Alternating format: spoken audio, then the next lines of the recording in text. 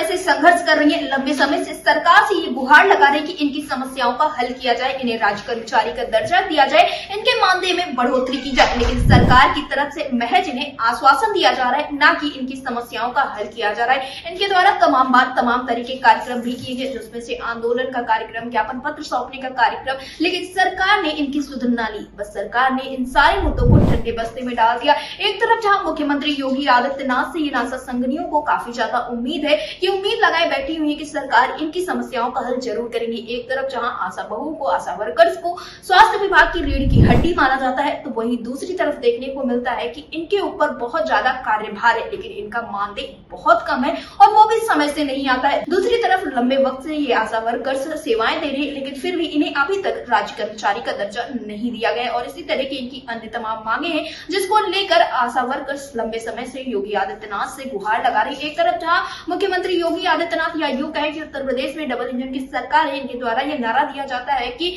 नारियों को अब सशक्त बनाना है, नारी वंदन, नारी शक्ति को बढ़ाना है। लेकिन दूसरी तरफ इन आशा वर्कर्स को बहुत ज्यादा संघर्ष करना पड़ रहा है और इसी वजह से इनकी तरफ से रणनीतियां बनाई जा रही है कि किस तरह से ये अपने हक और अधिकार को सरकार से ले सके। आशा वर्कर्स जो कि पूरी मेहनत से अपना काम करती है, सरकार की जितनी भी योजनाएं आती है उनको धरातल पर लागू करवाने में मदद करती है, लेकिन आज सरकार इनकी समस्याओं का हल नहीं कर रही, जिस वजह से इनके बीच में कहीं ना कहीं नाराजगी तो है। लेकिन दूसरी तरफ इनको इस बात की उम्मीद भी है कि सरकार इनकी समस्याओं का हल जरूर करेगी और इसी वजह से हाल फिलहाल में एक प्रेस कॉन्फ्रेंस होती है, जिसमें आगे की रणनीतियां बनाई जाती है और जिसमें यह तय किया जाता है कि आखिर आगे आशा वर्कर्स या यूं कहे कि आशा संघिनी क्या कुछ करने वाली, किस तरह से अपनी समस्याओं का हल करवाएंगी। और इस विषय पर ज्यादा जानकारी लेने के लिए अटल टीवी की टीम ने बातचीत की राष्ट्रीय संरक्षक आशीष तिवारी से, तो उन्होंने आगे की क्या कुछ रणनीतियां बनाई हैं, उन्होंने आगे के लिए क्या कुछ तैयारियां की जा रही है, इस विषय में जानकारियां दी। तो क्या कुछ कहा है उन्होंने, आप भी सुनिए।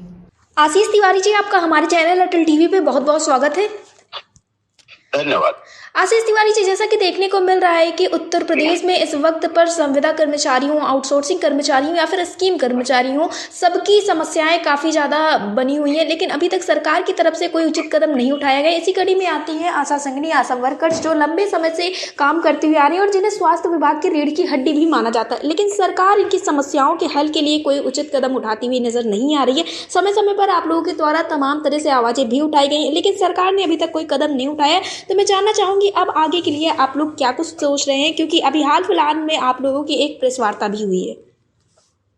देखिए, इस भारतीय जनता पार्टी की सरकार से हमारी आशा बहनों को बहुत उम्मीद है, क्योंकि जिस प्रकार से इस सरकार ने महिलाओं के सम्मान के लिए, महिलाओं के हक के लिए अलग अलग विभिन्न क्षेत्रों में बहुत अच्छे काम करे हैं जी।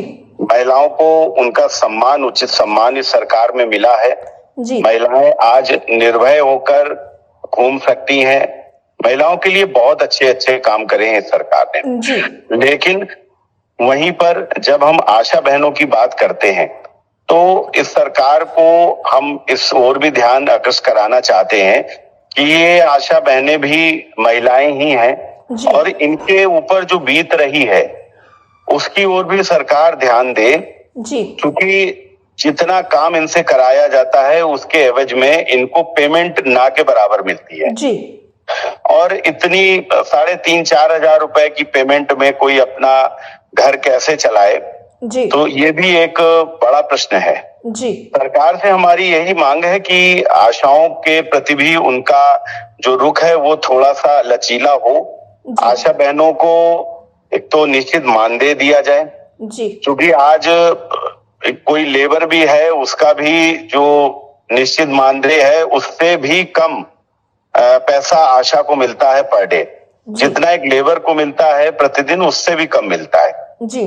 तो क्या लेबर से भी गई गुजरी हैं हमारी आशा बहनें जी। दूसरी चीज ये है कि 2005 से लगातार आशा बहनें समाज में अपना सहयोग दे रही हैं जी। और सहयोग इस स्तर तक भी दे रही हैं कि जब अभी कोरोना में आपने देखा होगा जबकि घर वाले एक दूसरे के पास आने से कट रहे थे क्योंकि कोरोना की बीमारी ही ऐसी थी जी। उस समय भी हमारी आशा बहनें अपनी जान को जोखिम में डालकर वो काम कर रही थी जी।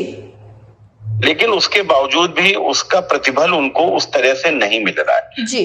सरकार से हमारी शिकायत नहीं है, सरकार से हमारा आग्रह है कि सरकार इन महिलाओं की ओर भी ध्यान दे और कुछ ऐसा अच्छा इनकी ओर कर दे जिससे इनको भी ये लगे कि हाँ हम काम कर रहे हैं तो उसका हमको परिणाम मिलता है। जी आशा बहनें जो हैं जी जी उनको कोई भी किसी भी तरीके की कोई सुविधाएं नहीं दी जाती हैं जी।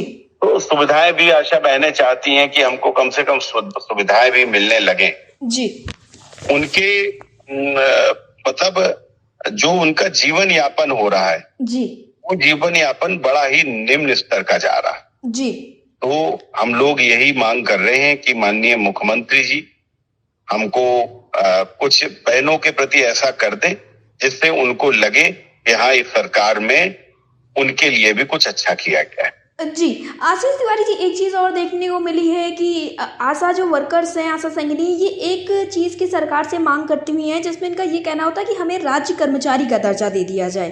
तो इसके लिए आप लोगों ने क्या कुछ सोच के रखा है? देखिए 20 सालों से लगातार 2005 में जैसे मैंने आपको बताया कि 2005 से आशा बहनें हमारी काम कर रही हैं जी और उनकी कोई पहचान नहीं है आज तक। जी जी।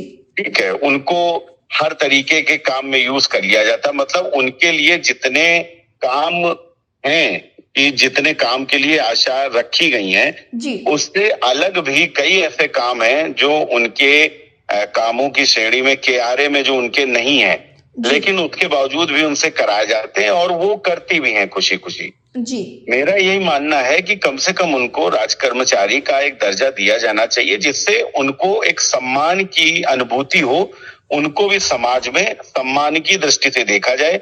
अभी उनको बिल्कुल भी सम्मान की दृष्टि से नहीं देखा जाता है। जी आशीष तिवारी जी, हमारी मांग है। जी आशीष तिवारी जी, आप लोगों ने आगे के लिए क्या कुछ रणनीति बना के रखी है? प्रेस कॉन्फ्रेंस में क्या कुछ चीजें निकलकर सामने है? क्या आप लोग कोई ज्ञापन पत्र सौंपने वाले हैं या कोई कार्यक्रम करने वाले हैं या आंदोलन करने वाले हैं?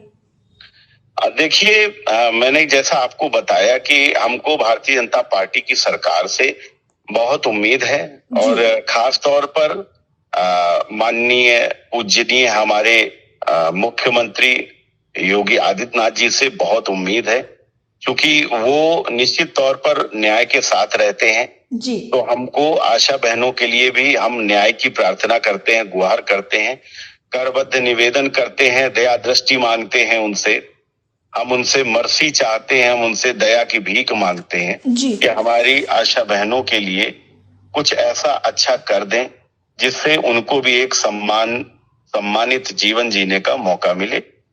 अगर ऐसा नहीं होगा तो निश्चित तौर पर हमको फिर मजबूरन आंदोलन का रास्ता इख्तियार करना पड़ेगा। हम आंदोलित होंगे और फिर उसके बाद देखा जाएगा, फिर जो भी होगा भाई, अगर सरकार हमारे ऊपर कुछ भी दंड प्रावधान भी करेगी तो ठीक है, देखेंगे क्या कर सकते हैं, लेकिन अगर हमारी मांगे मान ली जाए तो हम तो यही अच्छा मानेंगे, नहीं होगा तो निश्चित तौर पर फिर कुछ ना कुछ तो करना पड़ेगा। जी आशीष तिवारी जी, A2 TV से जुड़ने के लिए धन्यवाद।